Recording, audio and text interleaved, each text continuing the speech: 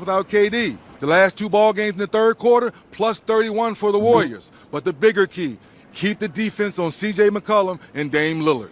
If you look at the film of our defense, we are very aggressive, trying to make them play in the crowd, and they still can make tough shots, and you can live with it, but can't let them be comfortable out there. And we came into the series talking about 5 guys on the string, and we've executed that pretty well.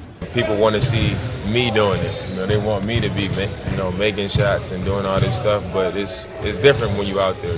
Being a part of the game is different than somebody just watching. Just haven't been able to get it done. Obviously, it's frustrating because you could be up 2-1 and you're down 0-3. What enables Draymond to facilitate so well? I mean, we know about the speed, but what has he picked up maybe a notch in this series? I think the biggest thing when Kevin is out, Draymond's going to have the ball in his hands more, so that's probably what you're seeing. What I'm pleased with is he's pushing the ball like crazy without turning it over, and that's the key, because if he can generate that kind of pace, but we can still get into our offense if nothing's there, we're still going to get good stuff. I'm not capable of doing what Kevin does on the basketball floor, and no one else on this team is, or DeMarcus. And so collectively we got to do that. So I just try to take it upon myself to do my part and also try to create a pace that I know we can be successful at. Before you guys weigh in on what will happen in Game 4, let us get another perspective, and for that we head to Vegas.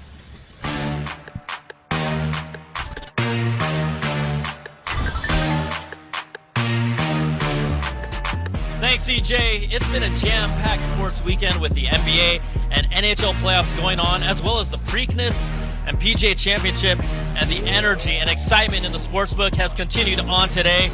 Welcome to the BR stage at the sportsbook at Caesars Palace. I'm Brian Tong. Joining me, the BR betting insider, Miss Kelly Stewart. And Kelly, look, the Warriors have now won 9 straight playoff games against the Trailblazers, and the odds makers are pretty much saying it's going to make it 10 in a row. Hey, that's exactly what the odds makers are saying. This Golden State team opened up a 3-point favorite, quickly moved to 3.5. Now we're seeing them sitting steady here at Caesars at -4. Moneyline's now up to -175. Listen, I was trying to make a case for Portland. I'm still mad about last night. That being said, Golden State 16-4 straight up in their last 20 against Portland since 2008. Home NBA playoff teams that are 0-3 just win 38% of the time. I just don't think this is a game I want to be part of. Well, remember what I told you about that. 22 now, straight playoff series with a road win for the Warriors. They delivered on that. All right, let's take a look at the series odds released earlier today. No team has ever come back from an 0-3 deficit to win a series in the playoffs. So for our friends like Charles, who picked the Blazers to win the series and go to the finals, are you touching that long shot? Trailblazers in 7 at +3,000. Listen, I love the long shots, but there is no shot there. I am not touching that line whatsoever. Listen, I mentioned this the other night. I thought maybe the Trailblazers had lost some of their oomph and couldn't get past it. Last night, they blew a double-digit lead. They're getting swept. I saw the tweets. You weren't happy, but not even $1. Not even $1. Not even $1. All right. EJ, we'll send it back to you and the guys, but what do you think? Do you like the odds for the Blazers to extend this series? I defer to Chuck on that. Do you like the odds? Hey, this Chuck. Give me Blazers in 7. Double down. What's going to happen in Game 4? Oh, no, listen, it's over. Okay. I was 100% wrong. I got a lot. Not 100.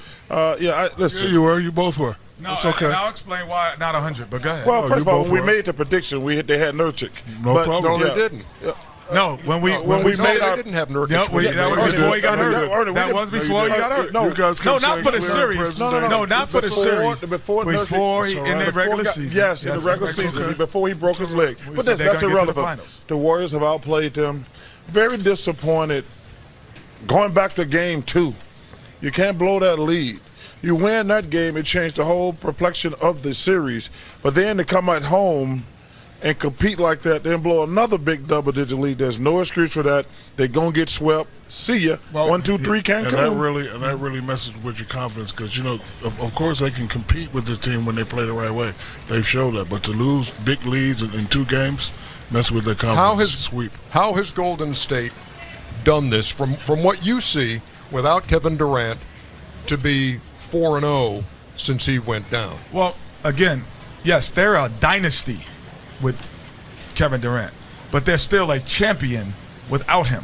And you know, we've said that, and we could see that Portland can play with them. Obviously, if you go up double-digit leads twice, that means you could play with a team. But there's a difference between knocking someone out and knocking the champ out. The champ has a little bit different swagger, a different understanding, a different experience. If you go from any sport, from boxing to basketball, knocking a champ out is different than knocking someone else out. And Portland Trailblazers, to this point, have not figured out how to knock a champ out. And I want to give Steve Kerr some credit. Oh, without question. Because not just Steve, their entire coaching staff. Because they're bringing guys off the bench. Going back to Game 6 against the Rockets, you know, we obviously know they're stars, but they're bringing guys, so which tells me their coaching staff keep those guys. Mike Brown. I don't know the whole staff, but I'm just saying.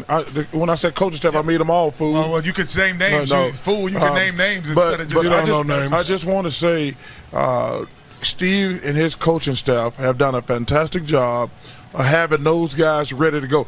In pressure situations, I mean, you going on the road for Game 6 against the Rockets, they bench played fantastic. Now you've obviously played 3 games in a row well, but give Steve Kerr and his staff credit for having their bench ready to play and those kids for coming in and playing well. And Ernie, a lot of championship teams, the 1-2 punch is not always the heart and soul of the team. Without question. Draymond is definitely the heart and soul. You guys had Vernon Maxwell. We had D. Fish and Rick Fox, but he's playing great. You know, he said, "Look, I can't do what Kevin do, but I get it. Push it. Give it to him." I love when you talk about Rick Fox because that's a pretty man. Splash Brothers have outscored Lillard and McCollum. Rick Fox, a pretty man.